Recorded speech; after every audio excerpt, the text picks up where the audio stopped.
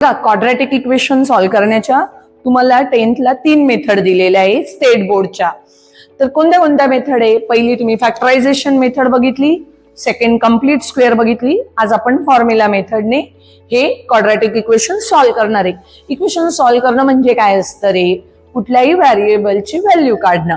आता आपण quadratic equation solve करतो म्हणजे काय? तर रूट्स फाइंड करणारे या इक्वेशनचे. तर चला मग कोणती मेथड वापरणार? Formula method. मग फॉर्म्युला मेथडच्या 3 स्टेप आहे. पहिली step comparison with A B C. Second step आहे ती म्हणजे डिस्क्रिमिनंट म्हणजे डेल्टाची व्हॅल्यू शोधायची. आणि तिसरी स्टेप आहे फॉर्म्युल्यामध्ये व्हॅल्यू सबस्टिट्यूट करायचं. सिंपल आहे.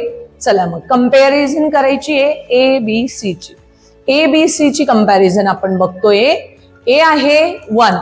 मी काय सांगितलंय रे? स्क्वेअर वाल्याचा जोडीदार म्हणजे काय? तो जो कोएफिशियंट असतो ना याचा स्क्वेअर वाल्याचा कोएफिशियंट तो ए असतो. तो किती? 1. इथे बघा. आता बी काय आहे? एक्स चा कोएफिशियंट. बी ची व्हॅल्यू आली -3. बी ची व्हॅल्यू आहे -3.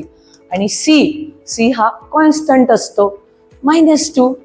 तर चला आता पहिली स्टेप झाली. दुसरी स्टेप आहे बी स्क्वेअर -4ac ची व्हॅल्यू काढायची. त्याला तुम्ही डेल्टा म्हणा, डिस्क्रिमिनंट म्हणा. चलो बी मध्ये व्हॅल्यू टाकली. बी ची -3 आहे, त्याचा स्क्वेअर लिहिला. 4 ए किती आहे? 1. सी किती? -2. निगेटिव्ह नंबरचा स्क्वेअर पॉझिटिव्ह असतो. निगेटिव्ह नंबरचा स्क्वेअर काय असतो? पॉझिटिव्ह. 3 चा स्क्वेअर आला 9. निगेटिव्ह नंबर आहे तर त्याचा पण स्क्वेअर काय येतो? पॉझिटिव्ह. आता बघा निगेटिव्हने निगेटिव्हला मल्टिप्लाय केलं तर काय येतं? पॉझिटिव्ह. 4 1 जा 4, 4 2 जा 8 प्लस 8. आणि 9 प्लस 8 किती झाले? 17. सो आपल्याला बी स्क्वेअर -4ac ची व्हॅल्यू 17 मिळाली. इथपर्यंत झालं. आता आपण फॉर्म्युल्यात व्हॅल्यू टाकणार. काय आहे रे फॉर्म्युला? एकदम सिंपल आहे. x is equal to -b plus minus under root B square -4ac 2a. एकदा दोनदा प्रॅक्टिस केली की होऊन जाईल. सबस्टिट्यूट करा व्हॅल्यू. बी ची व्हॅल्यू बघा -3. Very carefully. ऑलरेडी फॉर्म्युल्यामध्ये आपल्याला बी ची व्हॅल्यू काय आहे? मायनस आहे.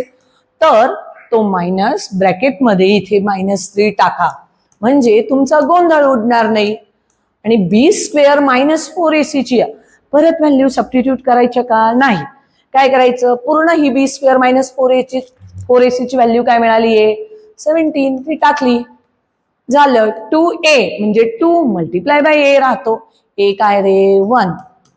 x इज इक्वल टू निगेटिव्हची मल्टिप्लिकेशन पॉझिटिव्ह. नाही लिहिलं तरी चालतंय. Plus minus under root 17. मला सांगा 17 हा कम्प्लीट स्क्वेअर आहे का? नाही. मग त्याचं स्क्वेअर रूट नाही लिहिण्याची गरज आहे. आपण ऍज इट इज लिहिलं. 2 1 जा 2. झालं. आपल्याला 2 रूट्स मिळाले इथे. बघा डेल्टा हा 17 आहे म्हणजे ही व्हॅल्यू 0 पेक्षा मोठी आली. डेल्टा ग्रेटर दॅन 0 आहे म्हणजे आपल्याला नॅचरली 2 रूट मिळाले. एक आपल्याला पॉझिटिव्ह रूट मिळालेलं आहे. ओके.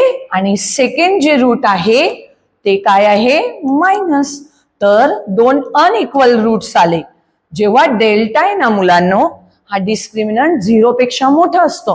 म्हणजे 0 पेक्षा मोठा म्हणजे काय रे? पॉझिटिव्ह व्हॅल्यू असते. त्यावेळेस काय येणार आहे? 2 रूट्स मिळणार आहे आपल्याला. आणि ते सेम असतील का? नाही. इथे पॉझिटिव्ह आहे, इथे निगेटिव्ह आहे. म्हणजे 2 अनइक्वल रूट्स केव्हा येतील? जेव्हा डेल्टा हा ग्रेटर दॅन 0 असेल. तर फॉर्म्युला मेथड कळालं आणि नेचर ऑफ रूट्स पण तुम्हाला समजलं असेल. ओके. घरी रिव्हिजन करायची आहे, अभ्यास करत राहायचा आहे, प्रॅक्टिस करायची.